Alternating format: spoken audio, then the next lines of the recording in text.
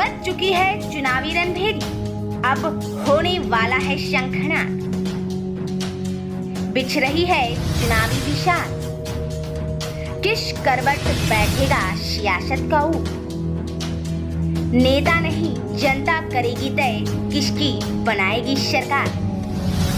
चुनाव से पहले चुनाव की बात, हर दावेदार से कराएंगे आपकी मुलाकात अपने चैनल ऑन न्यूज भारत पर। आप देख रहे हैं पॉलिटिक्स का नारद मुनि।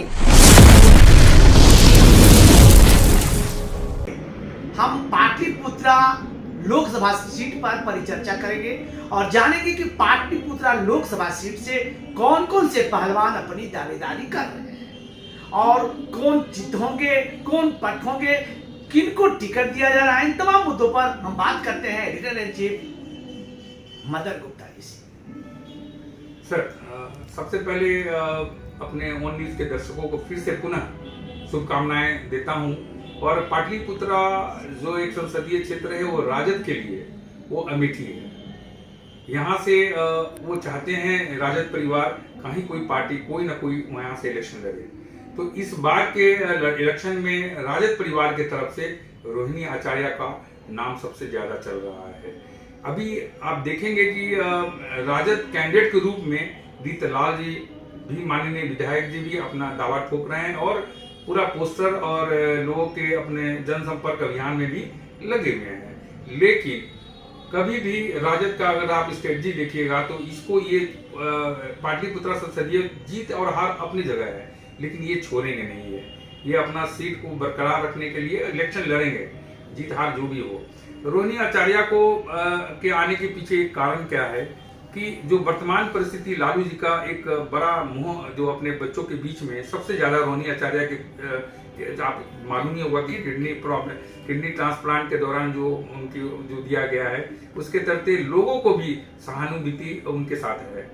तो रोहिणी आचार्य इलेक्शन लड़ेंगी, पॉपुलर होंगी, ताकि आने वाले 2025 के इलेक्शन में राजद का एक बहुत बड़ा चेहरा बनेंगी और पूरी कैंपेन में स्टार प्रचारक के रूप में रहेंगी। और इनकी जहां तक बात हुई दावेदारी वहां के लिए, सेंट्रल के लिए है, तो वो राज्यसभा ही जाना चाहेंगे। या तो बिहार के अंदर 2 भाई और 1 बहन का जो मामला है, हो सकता है कि ये यहाँ पे नेतृत्व के लिए तैयार किया जाएगा और उनकी तरफ से ये लोकसभा के लिए ट्रेनिंग होगा। जीत हर हाल में रामकृपाल जी की होनी है, क्योंकि जो उनके लोगों ने सर्वे किया है, जो सारी पार्टियों ने सर्वे करके फिर बीजेपी ने अपना उसके सहमति प्रदान की है कि नहीं रामकृपाल जी के। सर मैं आपको रोकना चाहूंगा। एक दद्दन पहलवान एक नेता है, दद्दन पहलवान भी वहां से निर्दलीय चुनाव लड़ सकते हैं। तो अगर वोटों का ये कहा जाए, गणित कहा जाए, तो वहां सब यादव संवर्ग के लोग सभी उम्मीदवार होंगे, चाहे रीतलाल यादव हो, दद्दन पहलवान हो, रामकृपाल यादव हो, रोहिणी आचार्य हो, सभी यादव संवर्ग के लोग हैं और वोटों में बिखराव होगा। तो इस परिस्थिति में कहीं ना कहीं रामकृपाल जी को परेशानी हो सकती है। नहीं सर, अगर ददन जी का जो क्षेत्र है वो डुमराव एरिया है, यहाँ पर उनकी पकड़ नहीं है। ये सर्वसम्मत से लालू प्रसाद का यादव और पप्पू यादव दोनों अलग एक पर्सनालिटी है।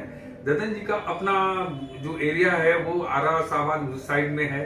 पूरे राज्य में उनका पकड़ नहीं है ना, उनके उस तरह का उनका ये रहा है कि नेता के रूप में रहे हैं। ठीक है, माननीय लोगों के बीच काम करते, सामाजिक रूप से काम करते, क्षेत्र में काम करते हैं। पूरे बिहार में सर्वसम्मत से उनको नहीं लिया गया है। रही बात यहाँ अगर वो लड़ते हैं इलेक्शन, तो ये रामकृपाल जी के लिए ही सबसे ज्यादा अच्छा होगा, क्योंकि वो जो वोट काटेंगे वो वोट कटेगा, राजद का वोट कटेगा, न कि बीजेपी का। बीजेपी की जो लहर, बागेश्वर धाम जो आए, वहां जो स्थितियां बनी हुई है, तो वो पाटलिपुत्रा सबसे सुरक्षित माना जा रहा है।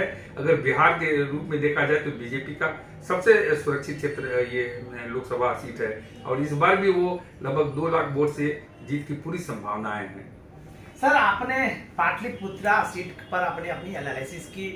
मैं आपको ले जाना चाहूंगा गया लोकसभा सीट, जहां जेडीयू लगातार अपना दावा पेश कर रही है। यहाँ जीतन राम मांझी को बीजेपी चुनाव लड़ाना चाहती है, तो गया सीट पर आपका क्या एनालिसिस है? देखिए, बीजेपी को जातीय समीकरण में एक जो पिछड़ा वर्ग के लोग नेता तो हैं, एक दलित समाज से जो लोग हैं जो वोट को कन्वर्ट कर सकते हैं, उसके लिए एक नेता सर्वमान्य नेता के रूप में अभी हमारे मांझी साहब हैं। तो मांझी साहब को अगर टिकट देते हैं तो जीत तो बीजेपी की होनी है, जीत तो बीजेपी के रूप में मांझी जी को मिलना है। और लेकिन मांझी जी तकरीबन कर 18 सीट ऐसे हैं जहां पर दलित का बहुत ज्यादा टर्निंग पॉइंट्स है, वो कन्वर्ट करा सकते हैं। तो बीजेपी चाहेगी कि उनको लड़ाया जाए, क्योंकि भारी भरकम उनका ये है, अपना राजनीतिक अस्तित्व है। तो वो अगर वहाँ टिकट उनको मिलता है और तो जीत सुनिश्चित है, पक्की है। यानी गैस सीट पर आपने जीतन राम मांझी के बारे में आप अपना रुख स्पष्ट कर दिया है। तो देखिए कुछ भी हो सकता है। ये जो एनडीए अलायंस है वहाँ खास करके कई सीटों पर अपना दावा प्रतिदावा कर रहे हैं, लेकिन अभी तो सीटों की उम्मीदवारी खास करके बिहार की बात की जाए तो कुछ स्पष्ट नहीं हुआ है।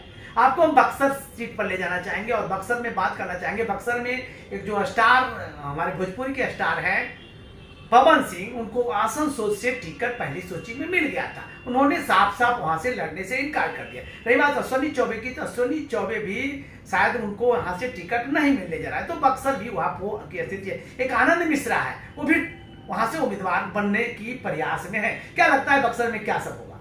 देखिए, पहले तो आपको बता दें कि बक्सर में बीजेपी का पहले तो कांग्रेस की लहर रहा करती थी, कांग्रेस के एमपी हुआ करते थे।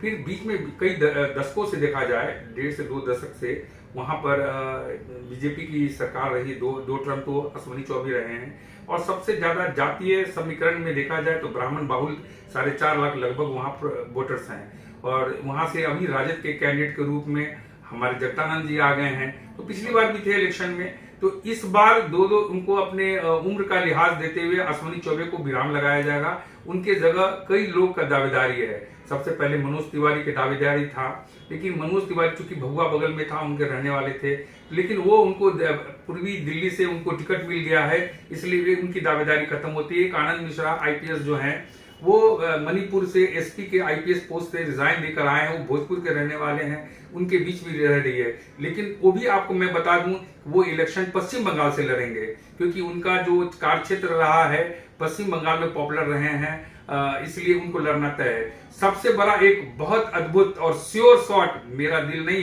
ये पूरे जनता की भी मांग हो सकती है। और मेरा एनालिसिस कहता है कि वहां से सिर्फ एक ही कैंडिडेट बीजेपी का है जो श्योर और श्योर है, वो है श्री मंगल पांडे, पूर्व स्वास्थ्य मंत्री। 100% वो जीतेंगे और यहां से जाकर बिहार के प्रतिनिधित्व मंत्री पद में भी करेंगे वो, ये ऐसा मेरा दावा है। ऐसे हमारा जो आंकलन है ये कहता है। इसलिए इस बार बक्सर का सीट पर बीजेपी के उम्मीदवार के रूप में एक ही नाम चल रहा है, नाम चलेगा, वो है मंगल पांडे। तो पॉलिटिक्स के नारद मुनि में आपने पाटलिपुत्रा, गया और बक्सर के सीट की एनालिसिस सुना। देखिए आगे आगे होता है क्या। कई और मुद्दों पर हम आपसे रूबरू कराएंगे और जानेंगे पॉलिटिक्स के नारद मुनि में और सब किस सीटों पर क्या हो रहा है, किसका क्या गणित है, आपको हम बारी बारी से रूबरू कराएंगे। देखते रहिए और न्यूज़ भारत।